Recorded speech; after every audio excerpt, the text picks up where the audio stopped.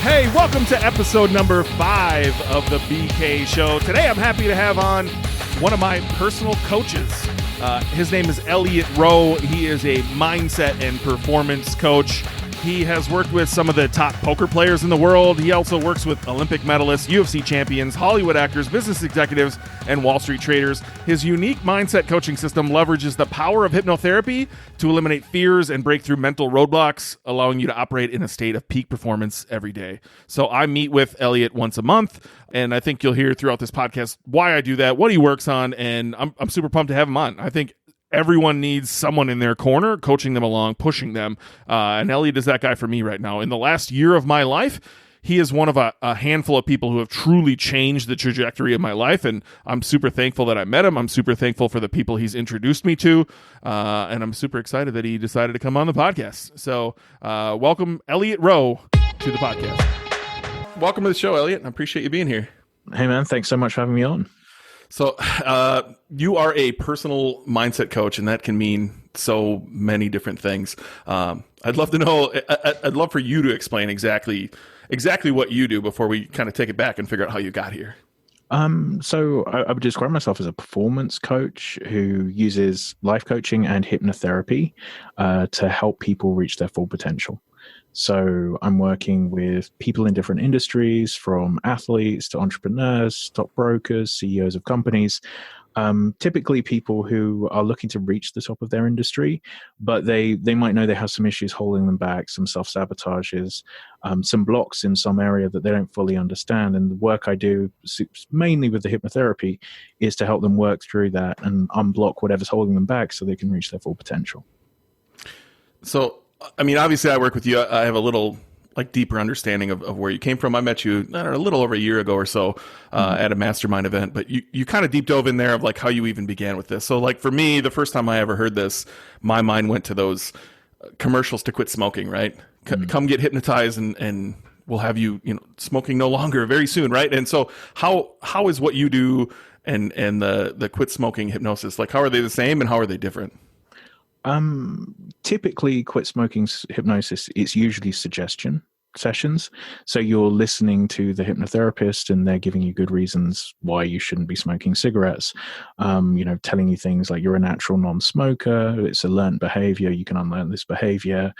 Imagine smoking the cigarette is like inhaling the exhaust fumes of a car, that sort of thing.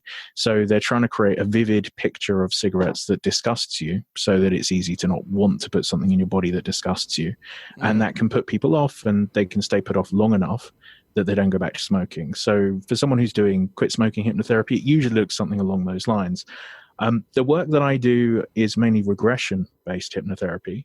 So this is where we start with whatever the issue is. So I was describing these blockages, these self-sabotages, and we're looking to understand the reasons behind that from the person's past. And hypnotherapy in the sessions allows you to bring up memories in a way that you wouldn't bring up in a normal conversation. There's no magic. It's not like the stuff you see on TV or stage shows, but it is an altered state where memories come up more vividly, more emotionally, and we can then work through them. We can reframe them so that they don't trigger you in the same way. And once we remove those triggers, it becomes a lot easier to live life because you're not being triggered in the different areas that were holding you back before.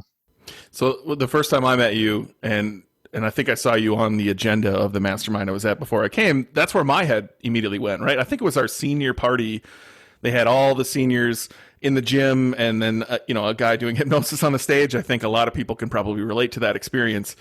So I didn't know what to expect from you, right? My brain immediately went to, who's this guy, right? And I knew you had worked with some big names. I even talked to you in the back of the room a little bit, and you mentioned some of the names you worked with.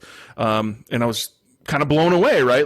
You're working with some top tier individuals. And so what is the difference between, the guy up on stage telling you you're getting sleepy versus, what you're doing? So the biggest difference, and this is where most people believe that they can't be hypnotized. So you can go to one of those shows and, I've had a therapist try to do hypnosis with me. It doesn't work on me, that kind of hypnosis. I'm never going to do something that I don't want to do. And the majority of the population won't. And it's sort of a combination of picking the right people from the audience. So the bigger the audience, typically the better the show. And then there's a lot of peer pressure as well. So you're on stage, you're getting a lot of attention, lots of people are watching you. So even then, you're probably doing a little bit more than perhaps the hypnosis is doing. So hypnosis is a part of it, but it's a small part of a very clever show that's been put together. The work that I do is purely therapy based.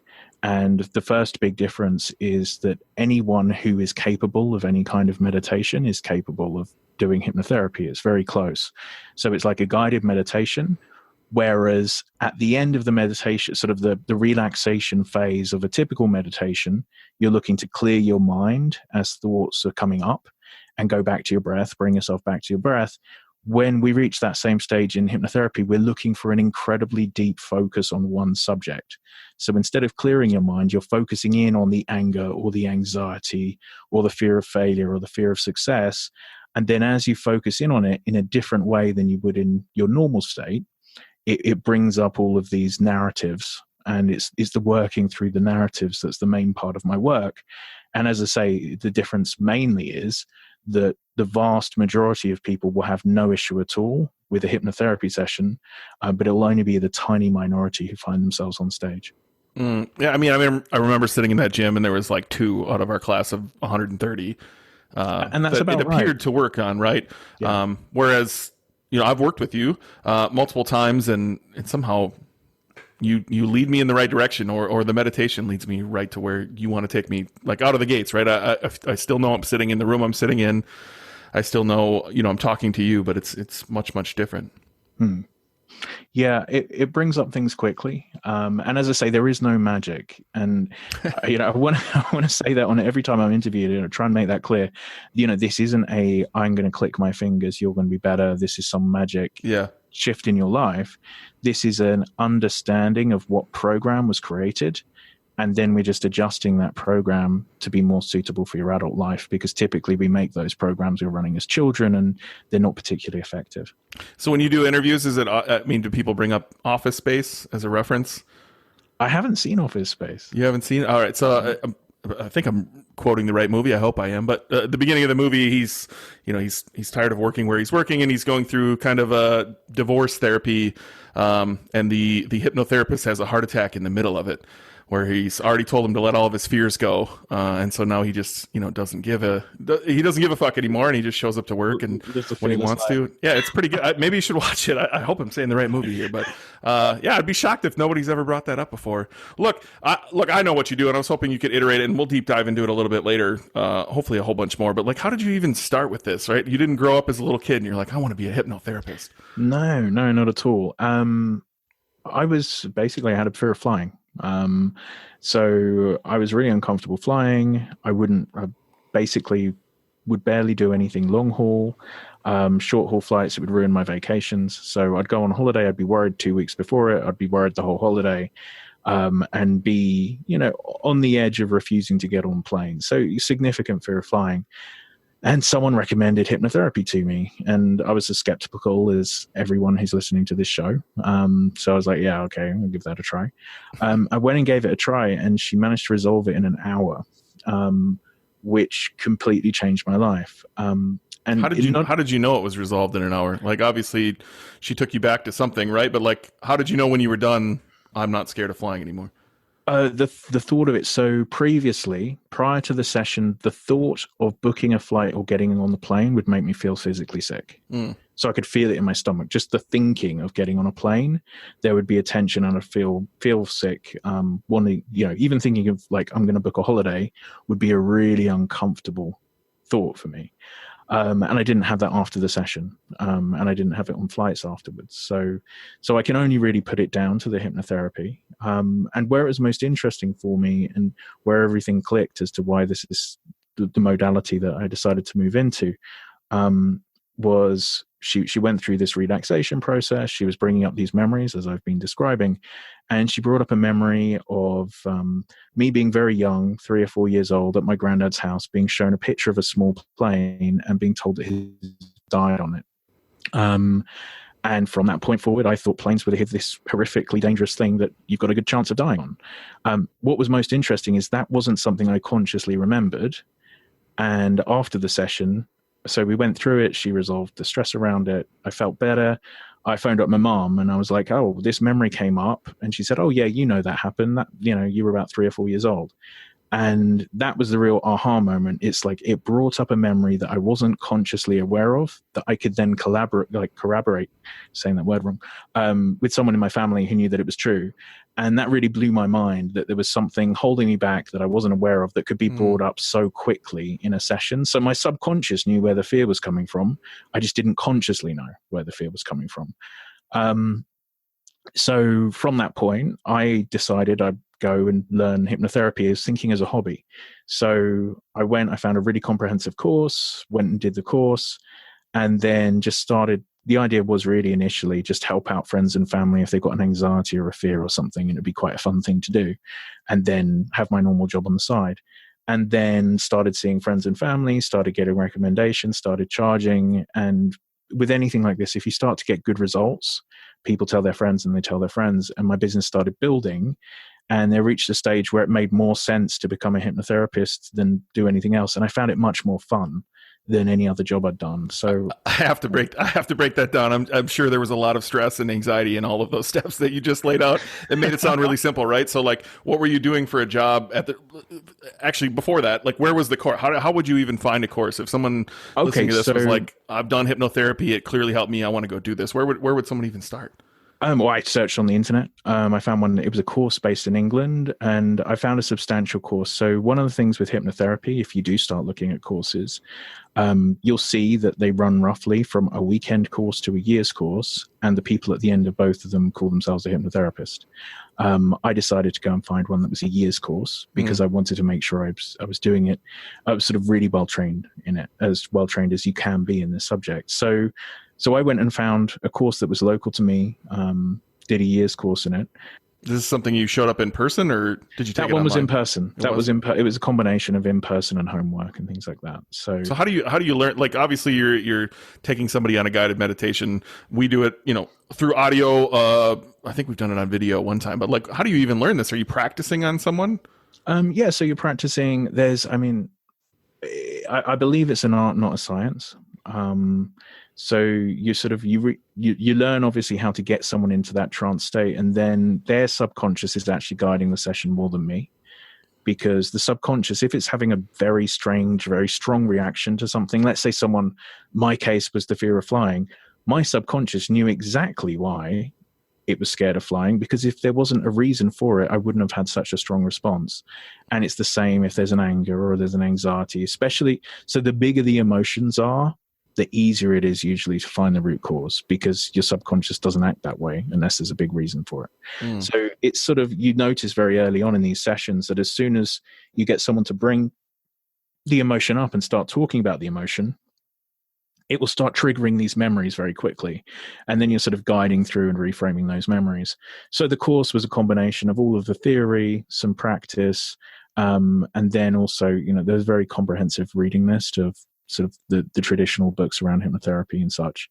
And then, after the course, I then found different hypnotherapy authors who I liked their work and organized one-on-one sessions with them as well, just to try and see sort of some of the different directions, some of the different angles people who are already successful in the industry were doing. And I found that useful as something, and I recommend that in any industry. Often it's not actually that hard to speak to authors of books, surprisingly, if you reach out. And I found that was a good way of filling in any gaps. And so, like, with anything, you need practice, though, right? Like, oh yeah. So I would assume my mind goes to like massage therapy, right? Those where people are learning on massage therapy, they bring in people at reduced rates for you to come practice on. Did that kind of go on for you? And then afterwards, was it friends and family who were your guinea pigs per se?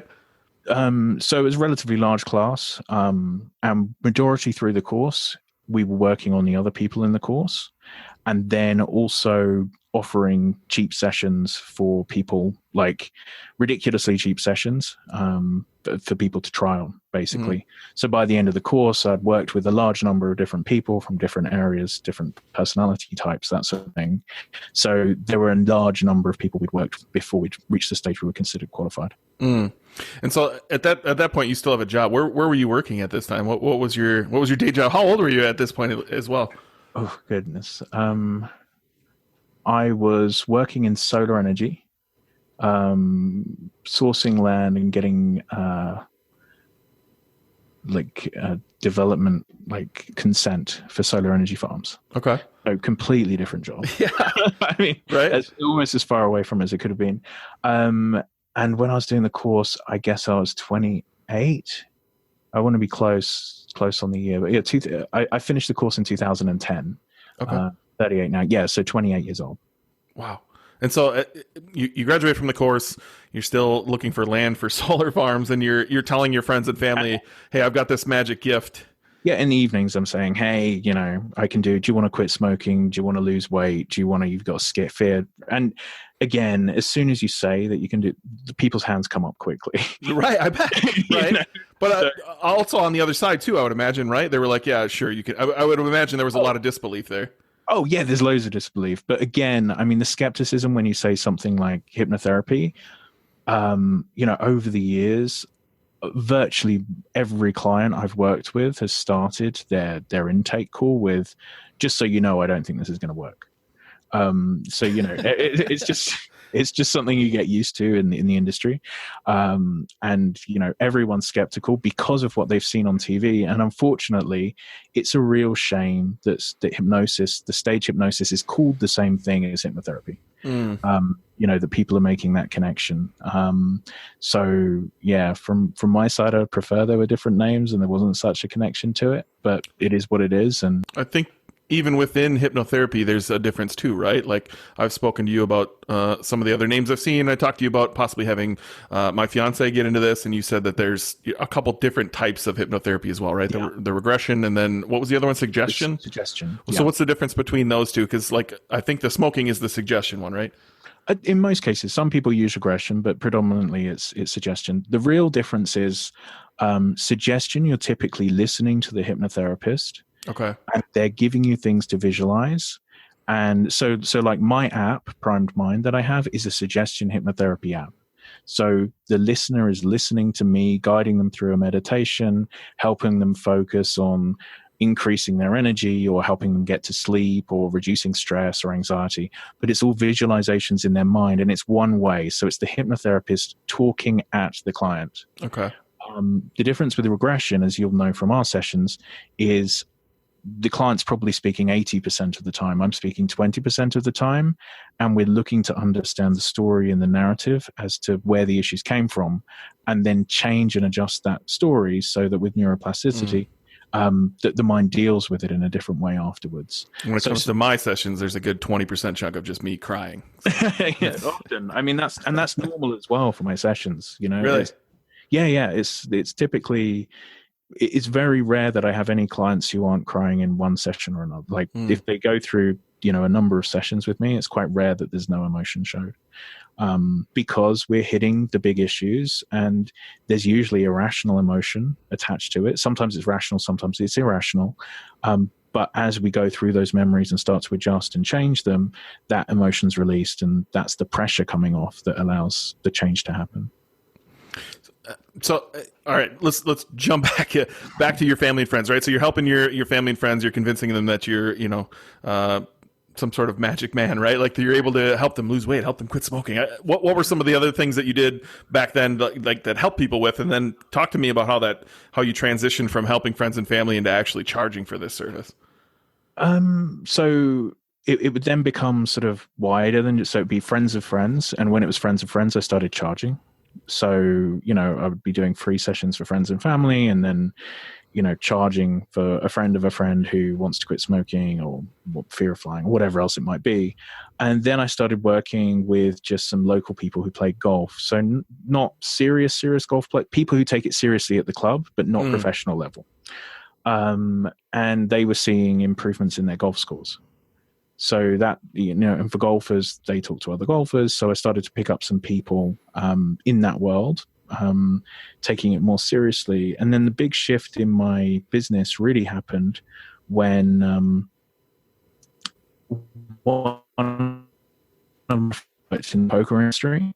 And she said, hey, if you're having golfers poker players, it costs them millions of dollars if they get stressed at the poker table and start making mistakes. If you can keep them focused, there might be an opportunity there. And I didn't know anything about poker, and I started advertising, offering free sessions online to poker players on forums. And I started picking up poker clients for free. They started making more money. In this time, my wife was offered a job in Las Vegas, and we moved from England to Las Vegas, and I decided to give hypnotherapy a shot, 100%. So I started working with these poker players. They had success. And again, I started charging in poker and became sort of very, very popular within the poker industry. And then I went to the different UFC gyms that were in Vegas. There were a number of gyms there, and offered to do free mindset talks, and picked up a number of UFC fighters as clients. So then that next stage of my business in Las Vegas, I was suddenly working with high stakes poker players and UFC fighters. And that then is where my business started to really change, because in those industries, they have connections with other industries as well. So I was then being recommended to athletes in different sports. I was being recommended to CEOs of companies. I was being recommended to stock traders, because in a lot of ways, the skill sets are the same. This all sounds very easy as you're walking through. I'm sure this was a long process, right? So talk me through those early moments where like you had to be scared out of your mind to start talking to big level poker players and suggesting that what you could do for them would help them make more money as a poker player, right? And I'm sure they were open to listening, right? Any poker player wants to play better poker or make more money, but there had to be some moments in there that were challenging, right? Where you had to, step into a room cold and explain this. Or even the UFC gyms, right? Like walk into a room full of big dudes and say, I can help you with your mindset. The crazy thing is, Ben, it honestly wasn't really a big deal for me. I was really fortunate. I sort of was brought up in a way. We're brought up in an area where we weren't particularly wealthy.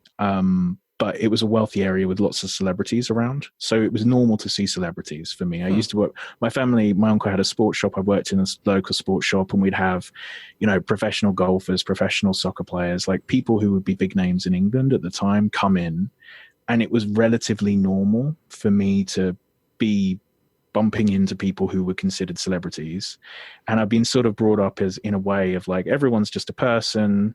I think probably my dad was a bit excessively over the top with it, that, don't treat people differently.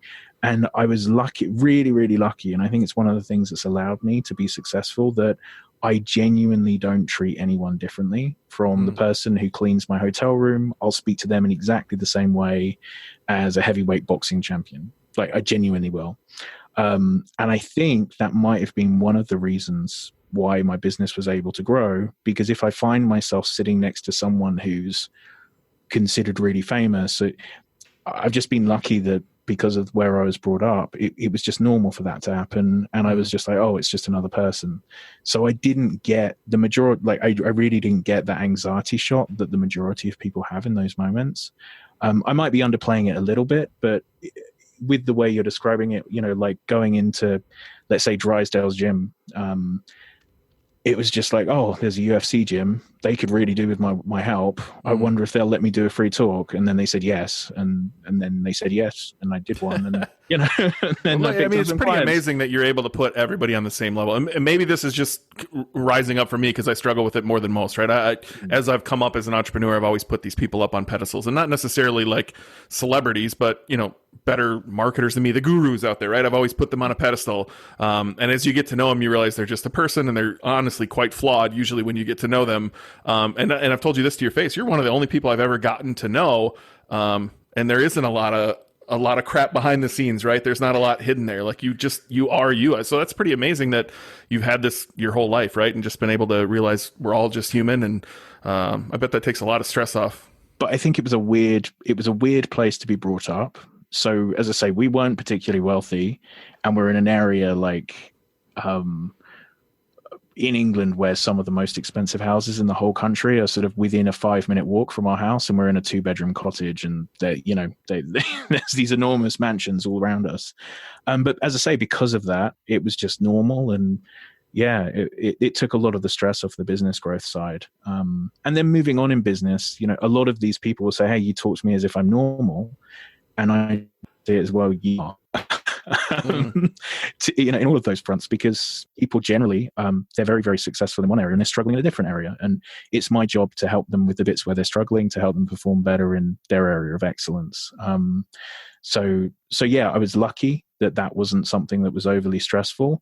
I mean, the period of time of growth over my company, it picked up pretty quickly once the results came for the poker players. So I was busy within a year. I was as busy as I needed to be with poker and a few fighters. And then I'd still pick up some random clients for normal work. So, be it weight loss or quit smoking and things. Probably 2 to 3 years in, it was only performance. So it was only athletes, poker, business people. And I pretty much dropped any of the normal hypnotherapy work. And then that continued until more recently. And then now I was probably shifting more business now than the athletes of the poker. And now I'm probably much more business facing with a few people doing competitive things. Almost it's fun for me to still keep a toe in the game. But the direction of my business will certainly be more business people moving forward and entrepreneurs, I'm sure. How did your pricing change going back? Right, I'm sure when you first got in the game, if you will, working with poker players and fighters in the beginning, that your pricing was much different than it was today. How did you change your pricing, and what was the signs where you're like, I should keep increasing this? So yeah, this is one of the key lessons I learned through the business, and probably the biggest mistake that I made. So I was normal pricing for a hypnotherapist for the first probably 3 or 4 years. What does normal pricing look like? $150 an hour, something like that. And I was, I was working with a lot of celebrities, and I was charging them the normal rates that a normal hypnotherapist would be charging for anybody. And then my clientele was building and building, and I was reaching this situation where I would get booked up for 6 weeks, every hour for 6 weeks, and I get people complaining that they couldn't book in. So when that happened, I used to just say, okay, well, what I'll do is I'll increase my rates by $50 and I'll see what happens. And usually that would create some level of space, and then that would continue, and that continued. So every 6 months or so, I was increasing my rates by $50. And I think I reached about $350 an hour. And this was a time when I was then known for working with the most successful poker players in the world. I'd been part of big stories. I'd had a couple of UFC champions. I had a lot of big name coaches working with me, things like that. And I went on a course, and everyone else there was a coach. And the majority of them weren't working with any really well-known names. And I was by far the cheapest coach on the course. And, one of the others gave some time to me, and she said, look, you're not only damaging yourself here, but I was working crazy hours. I was working some days I'd do 10 sessions in a day. So, she was saying, you're burning yourself out because you're so popular, but you're not charging enough to actually offer the service you could be charging if you were more premium, because you're getting too exhausted. So she pushed me. I had a number of my clients asking to pay more because they felt it was wrong that they were having that success and not charging. I wasn't charging enough. My business partner had been pushing me for about 1.5 years to increase my prices. And then I made a substantial increase after that course. And I moved to, I think at the time, $1,500 an hour. And it didn't really dramatically affect, I obviously cut down my number of clients, but not significantly. I kept a large number of my clients. And since then, I'm now at a stage where I charge $20,000 for 10 sessions.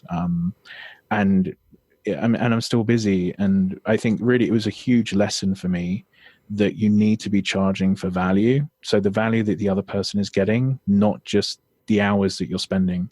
So, I've taken many people from, having 5 figures in their bank account to having 7 figures in their bank account. And it's quite rare that coaches can actually show a large number of people where they can actually demonstrate that level of success. And because I can, it's now a stage where I need to charge that level. And it really was a huge moment when I started understanding that it's quite important for the quality of service as well, because there are people, there's some poker players I work with who play with $1 million on the table every week, and they want to be able to do a session with me every week before they play because they're $1 million. And, you know, at one stage I could say, hey, do another session in 6 weeks time for you because I'm just fully booked. And it didn't work for those people. And now that's the area that I'm refocusing on. Mm. Yeah. I mean, when I first met you, I'll be honest, right? Like, I joined a mastermind thinking I was going to go learn marketing, and I show up to meet you, who called me out of the room, and I've interviewed Kayvon as well, and we kind of talked about this on our podcast. You called both of us out of the room, and started talking about our problems, and then when it came time to like, I need to work with this guy, you said $1,500, and you were like, and I want you to sign up for 10 sessions, and I was kind of blown away at the time.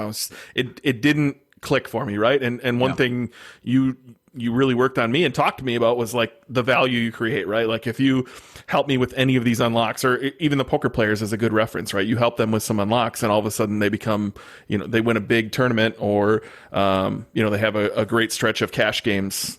That $1,500 is nothing in the end, right? You're unlocking so much value in someone.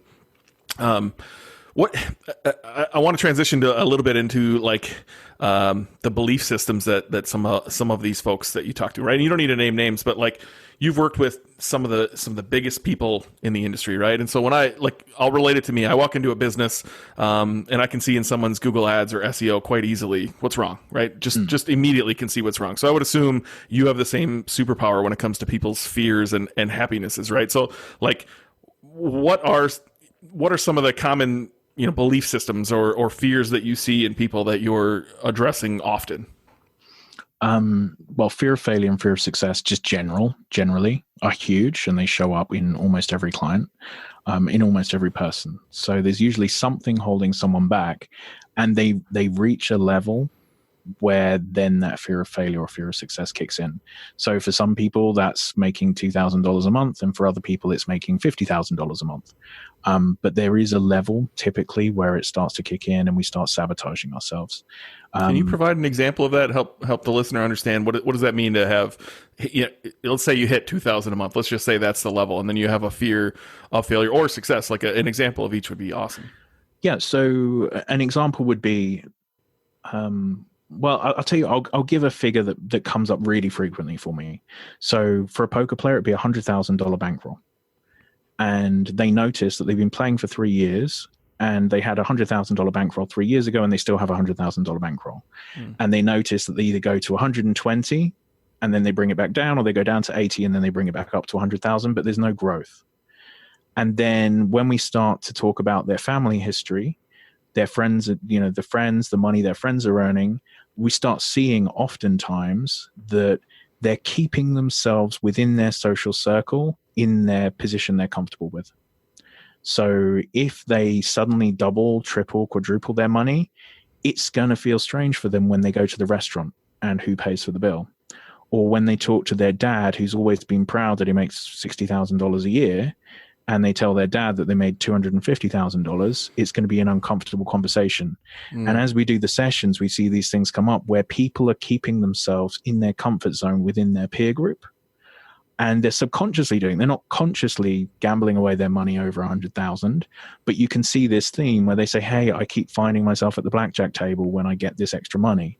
I'm taking shots. But really what they're doing is they're just grinding their money away so that they can stay in this safety zone, where they know where they're fit, their friends know where they fit, because as you progress and if you start making a lot more money, it can get lonely. And, you know, it's a real fear because it does happen to people that as you become more and more successful, some people will resent it and some people will struggle with it. Not everyone around you will be happy that you're more successful. So that's a big fear that I'm working with lots of clients, you know, from entrepreneurs to poker players, you know, and we even with athletes, they can find themselves holding themselves at a certain level where it's comfortable and they're not taking what they consider too much of a risk.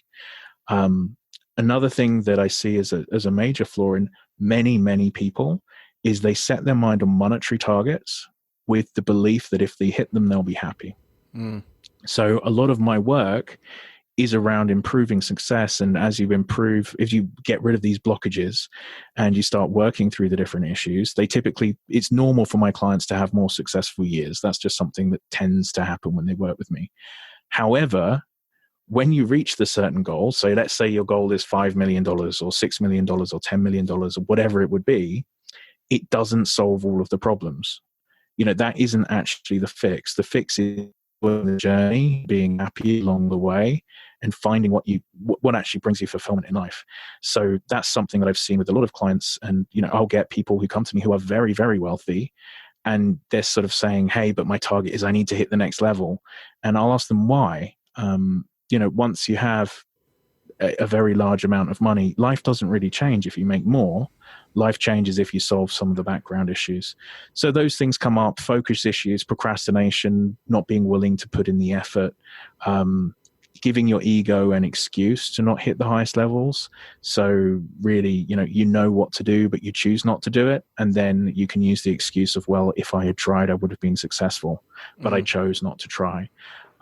So those are the sorts of things that are coming up. But usually it's like, we can see this theme. So in my initial intake, as I'm talking to the client, usually these themes will start to show themselves. And as we start working through the themes, it becomes very obvious where the fear of failure, where the fear of success, where the anxieties are. And then we just go down those routes and try and unblock as much of it as possible. So when you say like the when we get there thing, right? I know that's something that drove me in the beginning, right? So I realize it's not something that I want to carry with me a long time. Actually, I think you called this out the first time I ever met you. That chip on the shoulder is what got me started, right? I was driving away from pain. I was pushing away from that. Like, I knew there had to be a better way, right? And so I knew I needed to get to a certain level in order to at least alleviate the pain of needing a job, of like wondering whether I'm going to meet bills every week, like wondering whether I'm ever going to be able to buy a house, things like that. So what does that transition look like? Obviously, you're working with some high-level people who have much, much bigger goals. But in the beginning, I feel like that chip on the shoulder is necessary, at least in the beginning, right? And so how do you make that transition from knowing it's there, knowing it served its purpose, to moving forward into what you just talked about enjoying the journey and being happy along the way? I think almost it's the success of that function early on in the process that makes it hard to drop it. So, a lot of entrepreneurs, they'll notice that, hey, I had this chip on my shoulder. I needed to make this. I wanted to get rid of the fear of how do I pay the bills at the end of the month? How do I put food in the fridge for the kids? Those sorts of things. And when you reach that first stage, life is dramatically more comfortable than it was before. And it feels like a huge success. So you go from being under pressure the whole time to suddenly realizing, wow, life is different because I have made double the money I was making before.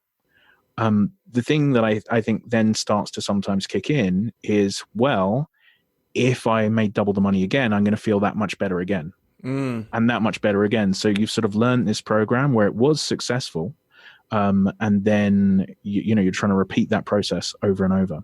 That makes a lot of sense. And the truth is that the second time around it's different, because there's no longer the pressures that you're removing, and really all you're doing is optimizing. And people reach a stage where realistically the only difference it makes in their life is whether they have a private jet or not. And it's not going to really change that much. It's just another mode of transport. But as you're going the whole way across, it's this I think it's important to have an idea of what you want out of life. So if you want a nice house and you want to have nice vacations, all of those things, it's absolutely fine to have that as a long-term target. But don't think that owning a particular house will solve all of the issues. You'll just be moving to the house with those issues. Really, you want to find out what brings me joy, what makes me feel happy, what makes me healthy, what improves my relationships, because they're the sustainable things that will bring true happiness through your life. And generally, as people improve their health, their relationships, their happiness, their joy in what they're doing, that also leads to more money anyway. So by making the joy of the process a goal, it actually, in many cases, solves the money issues, but also solves a lot of the problems that you were probably trying to get the money for in the first place. Does that make sense? Yeah, I mean, I can relate it to myself, right? So initially I was pushing as far away from pain as I could. I still keep the note I wrote on a bathroom break at the Walmart distribution center in my phone. Like I remember just being so fed up with life, like that something had to be different, right? And I pushed really hard away from that. And I was told, you'll never be this or you'll never be that, right? And that was the chip on my shoulder that got me to a certain level where it was like, I don't want to say money didn't matter anymore, but it wasn't the same, right? The bills were paid, everything was taken care of. I was pretty happy. I didn't need to think about where, how I'm going to pay this bill or how I'm going to pay that bill, right? I was out of debt. Everything was taken care of, right? And then the next level, I helped a company grow from 1 to 11 million in 2.5 years, right? And had a big exit just recently. And I told you on a recent call, like there's a void there still, right? Like I'm still, what now, right? Like the happiness was very short lived, and it's more like, what's the next goal? What's the next goal? And so I began talking to you about, you work with, again, these amazing people, right? And you see into those fears that we just talked about. You must see into their happiness, right? And so help me understand the people you're working with that have all the niceties, right? Like you work with some people with very, very large amounts of money. What are they like? Where does the happiness lie at that moment, right? Obviously, we're not chasing those big goals anymore. What are their habits they do every day for happiness? What are the relationships they build for happiness? So some of the themes that I've seen just in successful people in general is nearly all of them look after their health. So that's like, I don't think I work with anyone who is really, really, really successful, who, they typically, they're all going to the gym, they have a trainer, they're aware of their diet, if not following some kind of diet, they're aware of their sleep. Typically they have a meditation practice. These are the ones who are happiest. And a lot of the time when we're doing sessions, their focus is on improving their relationships with their family, their significant other, and with their staff, and trying to have like a good group of people with high quality, healthy relationships around them. And they're the things I see the most successful people really focusing in on. And then, every now and again, some stress will come up around work or anxiety or what have you. But I think there's sort of the getting relationships right, getting health right, getting sleep right, setting time aside for self-care. So obviously if they're working with me, they're interested in self-care anyway. But it's not rare for them to have other coaches. It's not rare for them to have a masseuse who they see, once a week, once every other week. You sort of go through all of the things these people are doing to try and make sure they're as optimal as possible. And then it sort of makes sense as to why they're successful and they're living a happy life, because they've optimized for being in the best state that they can be in. And it's just quite rational. And, from my side, obviously, I'm lucky enough to talk to a lot of these people. I've copied most of that. So for me personally, I work out with a personal trainer. I go to a place where they do stretching twice a week. I have a massage once a week. I talk to my own coach every 2 weeks. I've done that for the last 7 or 8 years now. So I believe that, success leaves clues. And what I see in the majority of the very successful people is this same theme of self-care is very, very important, and relationships are incredibly important. It's very rare to meet very happy, lonely people. Yeah, I would imagine seeing it every time you get on a call, that has to have an enormous effect on you personally, right? Like with the habits that you create. Like obviously we're all dealing with the same thing. You're a human too, Elliot, right? So you have your own limiting beliefs, right? How does helping the 1%ers, if you will, get through their limiting beliefs help you get through yours, right? Obviously, I've talked to you before, you have your own hypnotherapist, but like, does doing this, does helping other people help yourself as well? I think it does. Definitely it shows patterns. So obviously sometimes I can recognize a negative pattern someone mentions. Sometimes I'm like, oh yeah, I can see myself doing that as well. That was a blind spot for me. So that definitely comes up. I think this idea of the self-care has probably been one of the major ones. And the seeing a number of people who I'd worked with for a decent amount of years hit all of the targets that they wanted to hit, and then say, hey, what really matters? Now I've made all the money, I've had all the success, I've been number one in the world. What really matters is relationships and enjoying each day. Really made me focus on, from my side, my relationships and trying to enjoy each day at work. Because realistically, I can skip having the crazy financial success and just go to the bit afterwards because I've seen that that's what they all want afterwards. Right. So, for me, I really love doing my job. I've said it many times and I believe it to be true. If I won the lottery for $100 million, I would be doing sessions for free every week. Like, I would be doing free sessions because I love doing my job. And I think if you can find something that you really, really enjoy spending hours doing, and then sort of try and master something as well. I think so much joy comes from trying to be the best at something. In my case, I want to be the best coach in the world. I want to be the best I can possibly be. And that's a fun project for me, which I see as a project I'll probably finish in my 70s if I'm healthy enough. And, I'll continue doing it. And if money's, I'll do it for free. And I would say if you can find a job that you can do it for free and you try and be the best, then probably the financial success comes anyway with that. But you don't need to focus on it or really think about it because you're getting your joy anyway.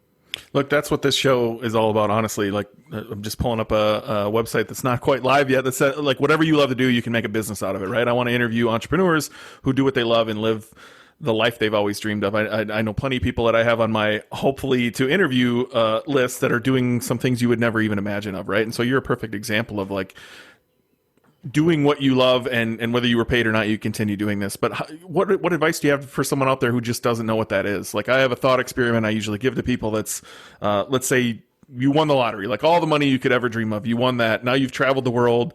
You've built the houses. You have the car. You have everything you ever wanted. What would you do every single day? And it usually makes people pause and just, oh shit, what would I do every day, right? And so what advice do you have for people trying to figure out, what is that one thing that would bring them true happiness? Because I know you can monetize anything. I would say look at what you find yourself spending time doing anyway. So, I mean, I had an interesting one from this. So I've got a weird job. My brother's also got a weird job. My brother's got a tattoo studio. Okay. Back in England. And he did an art and fashion degree. And trying to get jobs in that is unbelievably difficult. He took his skill. He always used to like drawing pictures, obviously. That was like what his thing was. Became a tattooist and basically built an industry out of drawing on people. That's his business now is doing really, really well. And he's doing what he loves every day, from taking his hobby to, okay, how can I monetize this hobby? And I would say, if you find that you love baking cakes, there's a business there to make wedding cakes if you're the best wedding cake maker. So I would just look at your current hobbies, see what you enjoy, or at least the theme of what you enjoy. So, he hadn't thought about tattoos, but he liked drawing. So what with drawing has a chance to monetize, and then just work out turning what you love into a career is usually the easiest way, because the hours don't feel like hours. As I say, for me, sometimes I go through phases of working very long hours. It doesn't really feel like I'm working because I'm enjoying going through this process with people. Or if I'm reading about it, I don't mind because it's something I find interesting reading about, or those sorts of things. I think that's probably a good clue. Can you read about it and rather than be bored, be excited and interested? Yeah. And there's many ways to monetize things too, right? Like, my brain immediately goes to someone questioning, well, yeah, I love, X, Y, or Z, but how do I monetize that? Right. And so, between podcasts or physical products or digital products or, t-shirts, or there's so many different things that you could sell to monetize it that, I don't know. It took a while for me to even know what that was. I wish there was an unlock I could give to people to help them find that, right? I didn't find out really what I enjoyed doing until I was 30. I didn't even really understand business until then. And once I got it, I was like, oh, this is my toy, right? Like, I just really enjoy it. But you said until you're 30. I don't think anyone really knows. I think there's this, I think everyone feels they need to be somewhere by the time they're 30. And I know very few people who genuinely are. Success, from what I've seen, it's usually like late 30s, 40s, even 50s when people are really hitting their stride in their industry. That's when they're doing their best work. So I would also say if you're out there and you're 22 and you're listening to this, just experience lots of things. Go to meetups and just try every different meetup, from stargazing to cookery to dancing. Like, just try as many things as possible, because there is no rush. You don't need to be in a certain place by 30 years old. Probably you won't be in most cases. Yeah, because I think that's a stressful 28 and 29 is a couple of years where a lot of people come to me really stressed, worried that they've failed in some way. And the truth of it is that most people are struggling at that point of their life. Well, for me, at least, a lot of it had to do with I want like instant gratification too, right? It took a long time for me to learn the long game. Like at 30, I assumed I should be somewhere, and if I'm not there, then I should be able to do something very quickly and be there. And now I'm turning 36 this summer, and I'm still not where I'd like to be. I obviously I have some big aspirations of possibly owning a Major League Baseball team, right? And so. Yeah, but even those first steps, everything seems scary. So, like, that transitions me right into my next questions I had for you was like, I'm happy to be transparent. I think if I remember correctly, I brought up one of my sessions with you in a different call. I think it was with my friend Bree. And I'm happy to be transparent with my own experience with you. You've taken me back to some memories I don't recall whatsoever, as you've stated before. But I'd love to know, like, what are the unlocks that we've already worked on, and then beyond that, what are the next set of unlocks that obviously you've worked with a lot of people. You can probably read me like a book right now and just say, like, I know exactly what we have already worked on, and I already know where we're going. And to be transparent, I bought 10 sessions from Elliot. I've already done 4 with him. I've got 9 more to do with him. And I couldn't be more excited, right? I'm seeing progress every time I work with him. And so I'm curious what you have to say here. So yeah, as we were going through the sessions, there were really the first big unlock that we're looking at is unlocking self-worth issues. So really starting to understand and accept your value. And when we bring up those memories, as you'll probably remember, it starts to get very emotional as people realize how they truly see their own self-worth and how they've been living their life through it. So, I mean, what was the experience like for you working through the self-worth? Yeah, I think that's the one that I've brought up before, which was like just a memory back when I'm like 3 years old. Like, I grew up relatively poor. I don't want to say super poor, but relatively poor. And again, it's not like you bring me back like I'm, transported through time to a memory, but I remember the visuals. I remember the room. It's more like a still frame image in my head, but it was somebody, no idea who, asking me what I want to be when I grow up. And I don't even remember my answer. Honestly, it could have been a dinosaur for all I know. But I remember my grandma saying, "You'll never be that," right? Like we're Kneggendorfs, we're poor, right? I just remember her always saying that. She always told me we couldn't afford to go to college. We couldn't afford to do X, Y, or Z. And for that call specifically, you just made me go back and look at like where was I in life? Where was my grandma specifically, who was just like recently divorced? There's a whole lot more surrounding that subject of how the divorce went down that was awful for her. She didn't have a job at the time. Like, she was poor, right? She grew up, even raising my dad, they had an outhouse until he was like 13, right? Like, they didn't have running water. And so like her vision of reality, what the world she lived in was much different than me as a 3-year-old envisioned where I could go, right? Let alone the world was changing massively in the late 80s and into the 90s of like what was possible. And so, yeah, you took me back to that memory and really just made me look at it through adult eyes, right? What does that look like now as a 35-year-old, 34, whenever I talk to you about that? That was huge, right? Just huge to look at that memory, and let alone there was many, many, many, many more that I do remember. I don't remember that one, but I do remember a bunch more of having that negative self-talk in my life. And the issue is that when we're that sort of age, we start building the program of how we see ourselves and what that means for our life. And when you start putting these programs in place, you'll hear that. People will say, they'll hear the voice, I can't do that. That's not for me. That's not for my family. We're poor people. So you've labeled yourself. And you've done that by taking the information from somebody who probably you wouldn't take the advice from today. And that's one of the really important things when we look back at those childhood memories. So it's oftentimes, people have shifted their whole view of who they are because of what a teacher has said to them, or because of what another 8-year-old has said to them, or what their dad, who was struggling with depression at the time, has said to them. And one of the techniques I'll use is like, okay, so have a look at this memory again. If you were talking to this person today, how seriously would you take their advice on your business? And in nearly every instance, you're going to say, there's no way I would take this person's advice. But the truth is, you've been following a program you created at the time, continuing to take that person's advice for perhaps the last 20 years. And that's really important to start to shift and unblock those, because if you start making those unblocks and you say, well, wait a minute, I am allowed to be successful. There isn't really anything holding me back. This was an adult struggling that day who lashed out at a child, and it's a shame the adult did that, but it's not really their fault either. They weren't really looking to set me up for life in a system of failure. They were just lashing out because they were having a bad day and they were struggling. And as you start to reframe this and see the memory in a new way, that becomes the new way that you view the memory. By changing the memory, then the triggers are no longer there, because what was being triggered in the background doesn't really exist in the same way, because we've seen it through new eyes, through adult eyes. And that's a big way of how this process works. I mean, you can see it reign true in other parts of my life too, just from this memory, right? I didn't really know what life could be. I built my own box, right? I think we've all built our own box, but my own box was, this is what life can be, right? My dad was a factory worker. My mom was a CNA. And quickly in my mid-20s, I was married, working at a factory, and married to a CNA, right? And I just assumed this is as good as it got, right? And I even made it to the beloved first shift at the factory, and I was like, I made it, right? And I remember that moment where I looked around and was like, oh shit.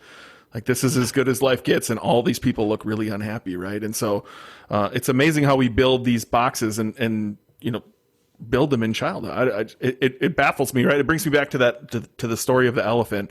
The baby elephant is tied up around their foot, and a big stake is driven into the ground, right? And as they get older into these massive elephants that could clearly pull the stake out of the ground, they've been conditioned to believe they can never pull it out, right? They tugged and tugged as a baby, and so now as an adult, they don't even try. They just get tied up by a tiny little rope. And they don't get pulled out of it. So, look, you brought me back to the I'm not good enough belief, but I'd love to know, like, are there other beliefs that we've worked on, like just in general themes? And then, like, you probably are able to read me again better than anybody else. What are some themes that are obvious that I need to work on, and likely, most people have these similar issues? Well, I think it's the this sort of prescribing yourself. With this is how life is going to be. Obviously, we've described health stuff that we're hitting really hard. That I believe there is going to be a time when you have a true acceptance that I can be a healthy person. And there's going to be an unlock in the same way that suddenly everything becomes incredibly easy on that front. So I think that's one of the unlocks that we're looking to have. Another thing that we've covered is the asking for help, and that actually not being a bad thing. Seeing that as a positive, rather than seeing it as something that is, I mean, you were seeing it not only as it's a negative to ask for help, but almost it's sort of a really painful thing to do. Yeah, it's a burden. Yeah. A burden for other people. And that's an enormous unlock that we're working on at the moment. And then moving forward in terms of where I'm looking to go with this, really, again, it sort of goes a bit back to what I was discussing earlier. Where do I truly derive the most joy and happiness out of my life and out of my businesses? And how do we create a world for you where you're doing things that you enjoy, they're making you lots of money, but you're also making time for the other important things in your life that will allow for true life balance. And when you have that life balance, you perform better at work and have more success as well. So this sort of creation of hey, Ben, you're not happy when you get to goal whatever. You're happy all the way to that goal because we've got your life in the right place, because you're in a position now where there's no reason for you to be unhappy at any point towards that goal. It should be an enjoyable journey forward, and we see where you end up, rather than I can save my true joy for this date in the future. And like you say, with the shifts, those days come where you think something's going to solve everything. You've got the first shift in the factory, and you go, oh, I got here and it wasn't everything it was to be. If you've enjoyed every day, it doesn't matter. And that's what I like to see. I see that as a development of most of the people I'm looking for to sort of reach is how can they enjoy their life the most, and how does that joy then lead them to have the most success they can possibly have? And I see those as things that work together rather than work against one another. I definitely see that pattern you just brought up, right? So the factory thing, right? I finally made it to first shift, and I look around at these miserable people that have been there 20 years, and it wasn't everything it was cracked up to be, right? I can remember I sold, I want to say it was my second business I sold, and I paid off all the debt, and I was so thrilled. I had made it, right? I paid off all my debt, and I was in a really good place, and my wife asked me for a divorce like 2 days later. And I was like, oh, fuck, what? Like, everything else wasn't like working right? And then even this last one, I had a big exit, and now I feel like a void there of like, what now, right? Like I see that pattern of I'm still trying to get to that next thing because then I'll be happy, right? And I think what you've shifted in me is realizing that no matter where I get, even if it's I'm the owner of the Minnesota Twins, there's still going to be ups and downs, and like things aren't going to be perfect, right? And so trying to change the way I visualize things is something I've been working on lately of like visualize when I'm there, but also, you know, what are the stressors that are there? Not just the good things, right? There's not just all of a sudden I'm going to get there and all my problems will go away, right? It'll just be different sets of problems, and really trying to visualize those moments has kind of normalized things for me. And also see, like, how can I visualize today? What can make today the best day it can possibly be?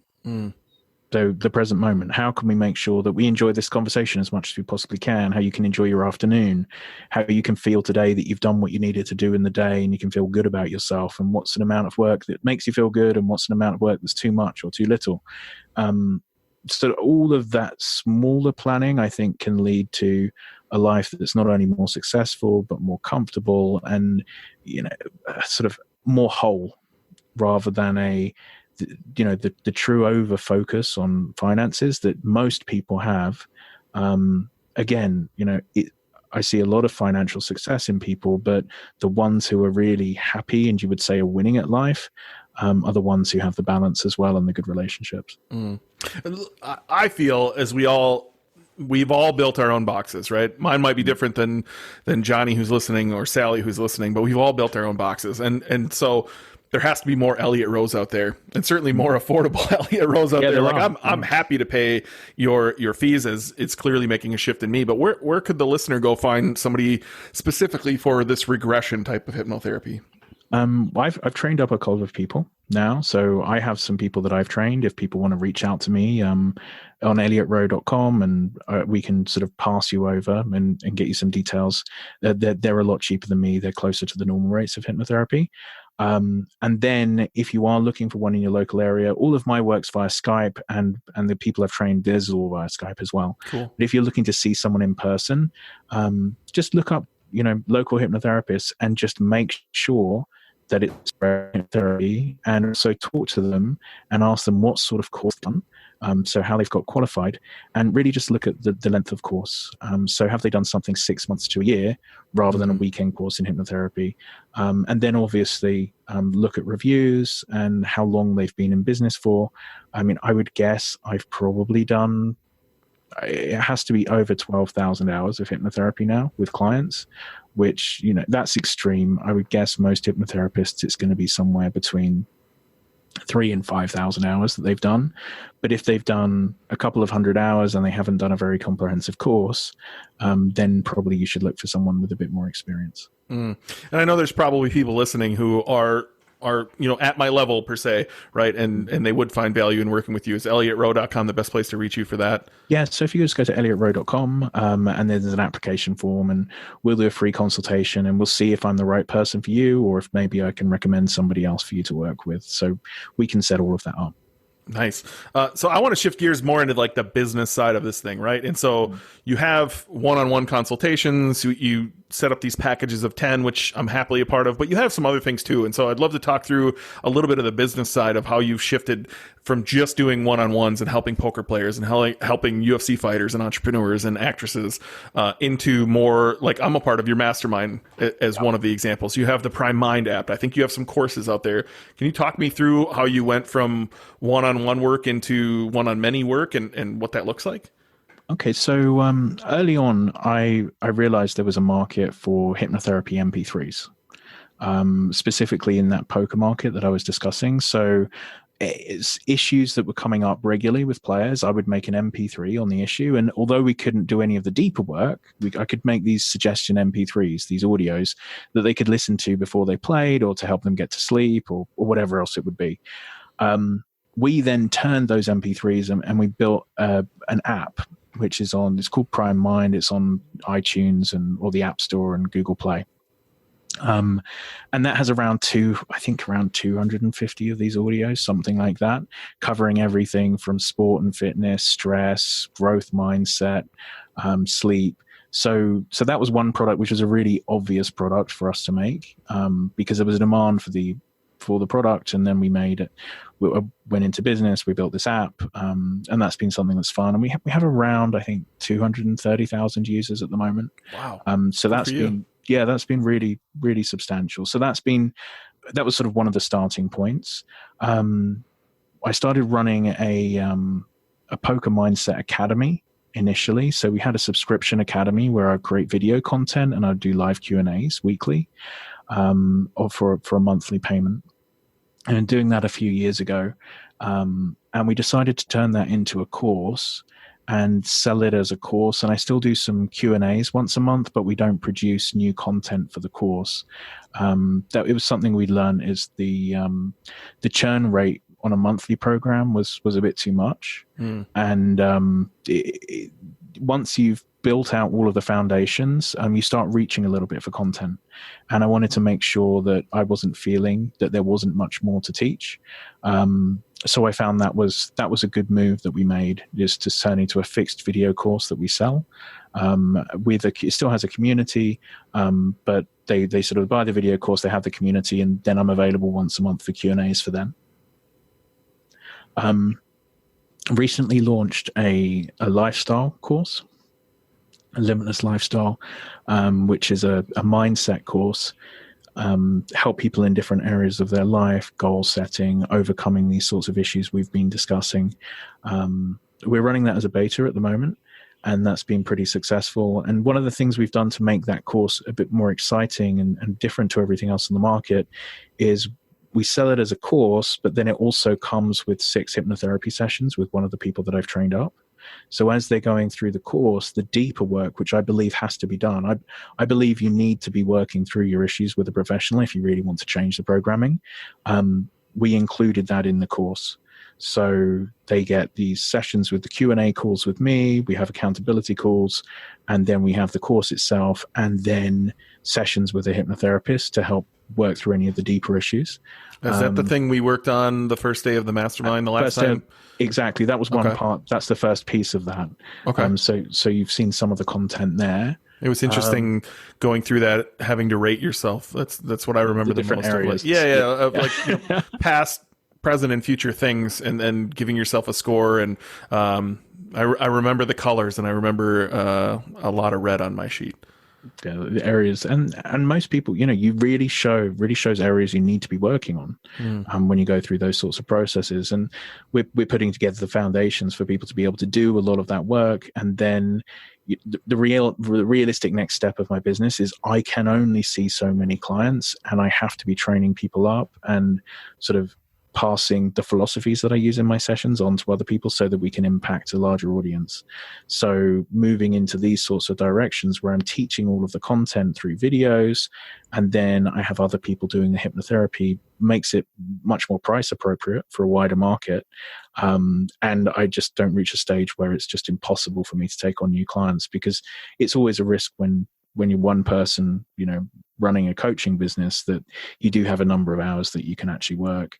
And then finally, we have the mastermind that you're a part of, that we do, a couple of live events a year and monthly calls.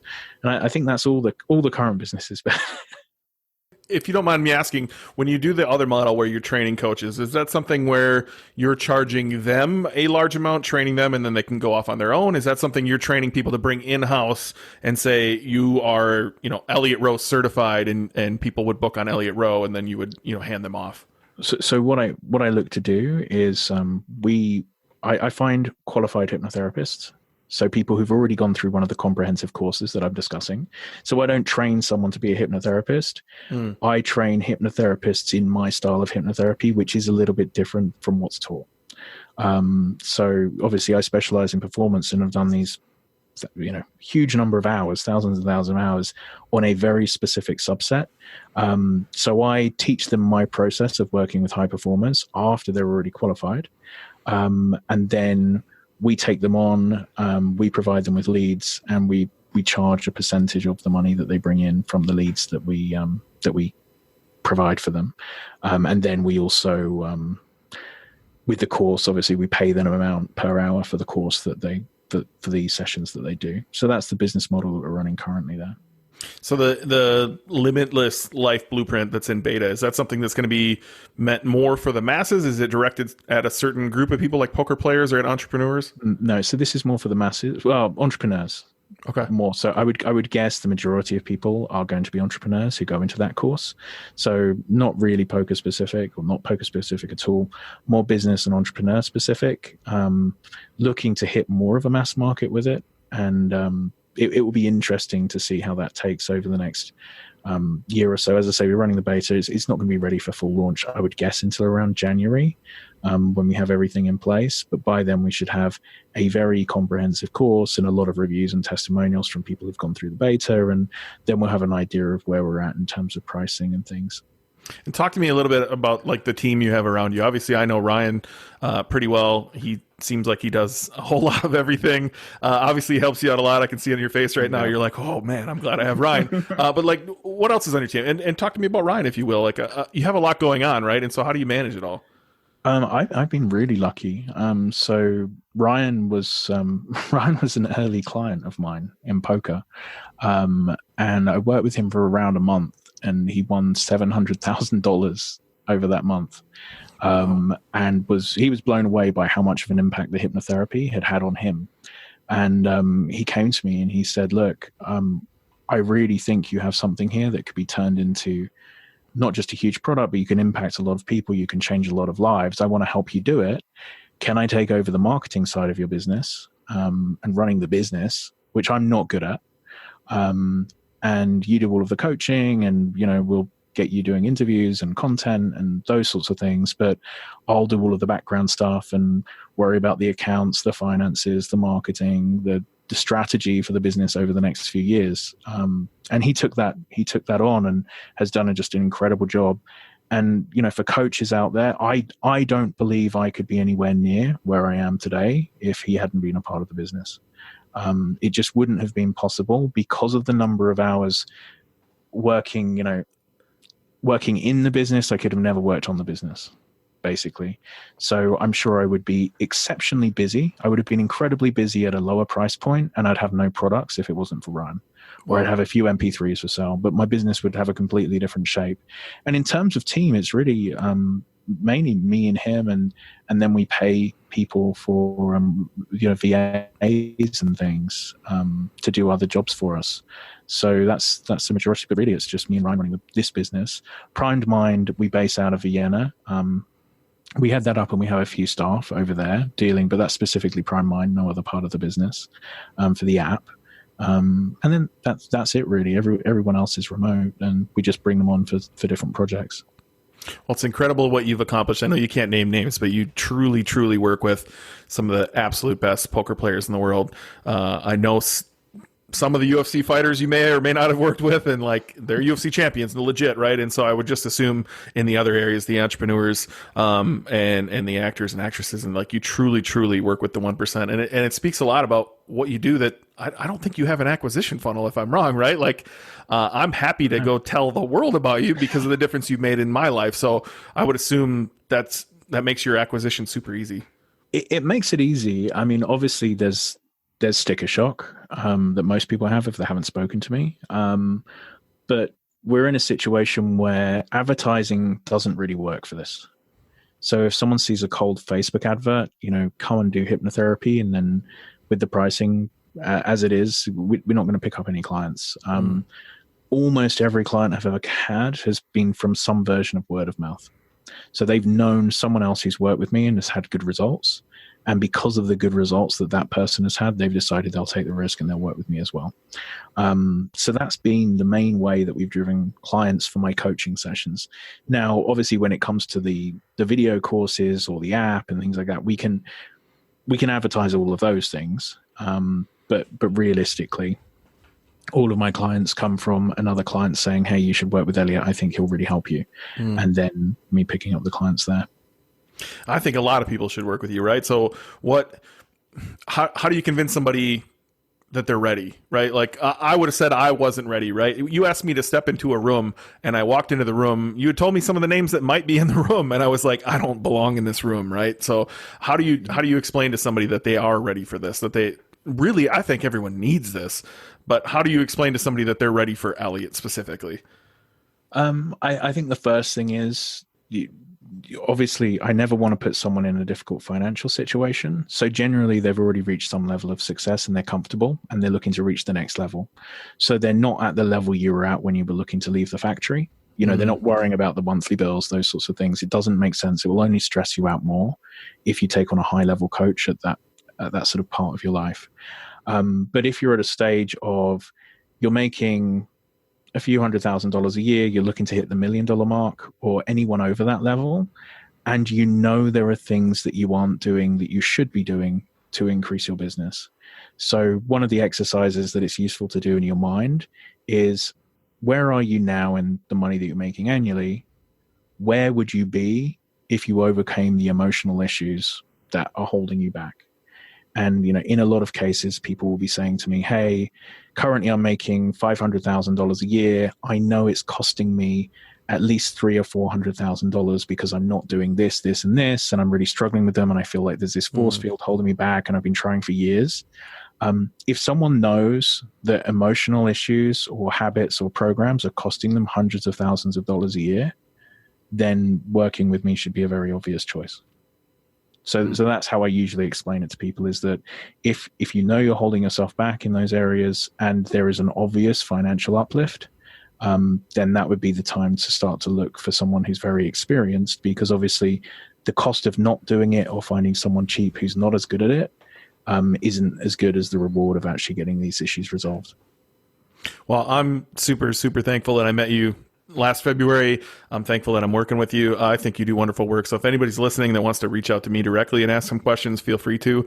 Otherwise, head to elliotrowe.com and introduce yourself to Elliot, or find somebody at a much cheaper rate that he's willing to introduce you to get started. Because we all have these boxes that we've told ourselves this is the way life is, and I promise you it's not. Life is truly whatever you want it to be. You just have to believe it in the first place. And I'm still working on that every single day, but I promise I'll get there. So one last question for you, just a quick question. What is one belief you had 10 years ago, Elliot, that or when you started, that today looks absolutely silly? It is that financial one, which is probably why I've mentioned it so many times. Me thinking that there was an end game, me believing there was a happy ever after. I think we all have these goals in our mind that you're going to reach this stage and that's the happy ever after. And just as I say, from seeing so many times that's just not true, that's just the biggest shift I've made. So understanding that I want to enjoy today as much as possible and the journey to wherever that may be, rather than seeing the journey as a destination. And that's been the biggest learning point for me, and the biggest improvement in my life personally, is that I really just try and enjoy what I'm doing, and therefore it can't really be a bad week or a bad month if I'm enjoying what I'm doing on a day-to-day basis. Well, thanks for all you've done for me and continue to do for me. Thanks for all the people you've introduced me to as well that have just expanded my mind. And thanks for being on the show. I appreciate it. Hey, thanks so much for having me on. Really excited that I had the opportunity to have my coach on the podcast. I hope you found value in that. Definitely go download Primed Mind. I think it's $30 for a year to have all of the extras in there too. I would definitely do that. And if anybody listening to this thinks that Elliot Rowe or somebody he's taught is right for them, reach out to me. I'm happy to tell you all about my experience, and I'm happy to send you along the way to Elliot or somebody else who makes a ton of sense for you. I think this stuff is super, super important for everyone to work on, and it's definitely changed my life over the course of the last year. So I can't recommend Elliot enough. If you think he's right for you, reach out. I'm happy to talk about it. Just head to thebkshow.com and you should be able to contact me there. See you next Wednesday.